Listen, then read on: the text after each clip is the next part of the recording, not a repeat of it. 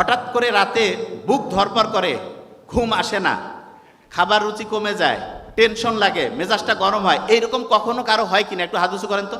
ও very nice. এবং যাদের হয়েছে তারা প্রত্যেকে মানুষ, যারা হয়নি মহা মানুষ। সবারই হওয়ার কথা, হয় না? এতগুলো প্রবলেমের একটা হবে না, হওয়ারই কথা।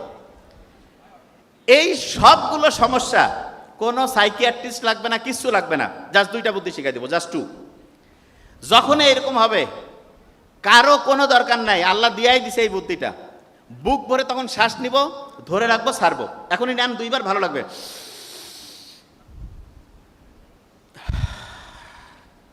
আরেকবার নিব। কারণটা কি সেটা বলি। আমাদের ব্রেইন থেকে শুরু করে সারাটা শরীর না শান্ত হইলে ভালো কাজ করে, আর দ্বিতীয় যেটা সেটা হচ্ছে অক্সিজেন পাইলে ভালোভাবে কাজ করে। আপনি যখন বুক ভরে শ্বাস নিয়েছেন তখন ঠিকভাবে সবগুলো কোষ অক্সিজেন পাইছে, এবং এই কারণে আপনার দেহের প্রত্যেকটা অংশ খুশি হয়েছে। আপনি ক্ষুধার্ত থাকলে যখন খাবার দেয় মনটা খুশি হয় না? ঠিক তেমনি করে যখন আপনি বুক ভরে এরকম শ্বাস নেন, শ্বাস ছাড়েন, তখন প্রত্যেকটা কোষ ঠিকভাবে অক্সিজেন পায় এবং মনটা চাঙ্গা হয়। এটা নাম্বার ওয়ান। নাম্বার টু যেটা সেটা শুনেন। আল্লাহর রহমতে ঢাকা ইউনিভার্সিটির এখানে তো প্রচুর সবুজ গাছপালা, ক্যাম্পাসটা অসাধারণ। ডিপ্রেশনে আছে, অ্যাংজাইটিতে আছে, ঘুম হয় না, মেজাজ খিটখিটে, এইরকম লোকজনদের যখন ট্রিটমেন্টের জন্য আমাদের ডক্টরের কাছে আসে, আমরা তাদের যতগুলো ওষুধ দেই সেই ওষুধগুলো একটা জিনিস করে কি, সেটা প্রধানত ব্রেইনের মধ্যে সেরোটোনিন বাড়ায় দেয়। কি বাড়ায় দেয়? সেরোটোনিন। ইংরেজি সেরোটোনিন বানানটা কি দিয়ে শুরু বলেন তো? এস। এস দিয়ে আছে না সান? একজন বলে দিয়েছে সান। সানলাইটের মধ্যে সেরোটোনিন আছে। আপনি ওষুধ টাকা দিয়ে ফার্মেসি থেকে কিনে খাবেন, বহু সাইড ইফেক্ট আছে। সূর্যের আলোর নিচে, গাছের নিচে যে একটু খালি পায়ে হাঁটবেন, বিশ্বাস করেন আল্লাহর রহমতে আপনার ডিপ্রেশন, অ্যাংজাইটি, ঘুম হয় না, এগুলো সবগুলোর 90% থেকে 95% প্রবলেম নাই হয়ে যাবে ইনশাআল্লাহ। কি বুঝতেছেন? আচ্ছা, তাহলে আমি দুইটা বুদ্ধি দিয়েছি। প্রথম বুদ্ধিটা কি? বুক ভরে শ্বাস নেওয়া। দ্বিতীয় বুদ্ধিটা রোদে গিয়ে খালি পায়ে হাঁটতে হবে, ঠিক আছে?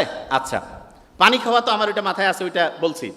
তৃতীয় যে জিনিসটা খেয়াল রাখবেন, টক দই কারা খান বলেন তো? টক দই। আচ্ছা, এইবার দেখেন একটা জিনিস বলি। আপনি কি জানেন আমাদের শরীরে ব্রেন কিন্তু দুইটা?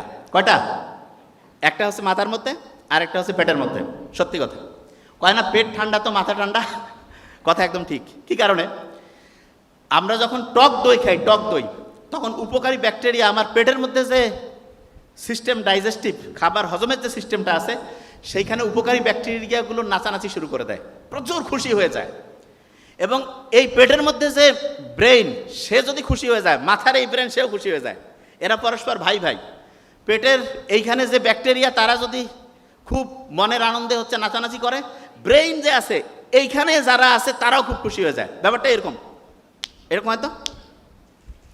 আচ্ছা দাঁড়ান, এটা করেন।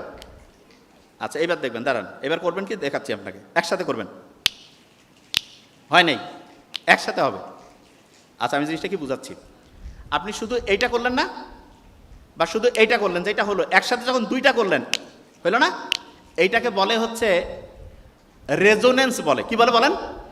আচ্ছা সহজ করে বলি, বলেন তো আমাকে 10 আর 10 যোগ করলে কত হবে? 10-এর উপরে পাওয়ার দিলে যদি স্কোয়ার করি কত হবে? 100। 10 আর 10 যোগ করলে যে 20 হইলো, এটা নর্মাল হিসাব। আর 10-এর উপরে পাওয়ার দিলাম, এইটাকে বলে হচ্ছে এক্সপোনেনশিয়াল, এইটাকেই বলে হচ্ছে রেজোনেন্স। এইটা তা আপনার এই মাথাটা এবং পেটের মধ্যে যে ব্রেন, এই দুটো যদি একসাথে কাজ করে, তাহলে আপনার কাজের গতিটা তখন যোগ আকারে হয় না, তখন গুণ আকারে হয়। কি আকারে হয়?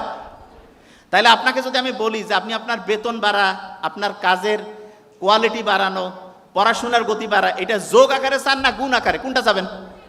গুণ আকারে। তাহলে গুণ আকারে যদি চান তাহলে কি যোগ আকারে পড়বেন? গুণ আকারে যদি চান তাহলে কি দুইটা ব্রেন একসাথে কাজ করবে না আলাদা? একসাথে কাজ করতে হবে। কিভাবে? একসাথে। আচ্ছা এবার একটু পড়া ধরবো। ওই যে ঘুমাচ্ছে।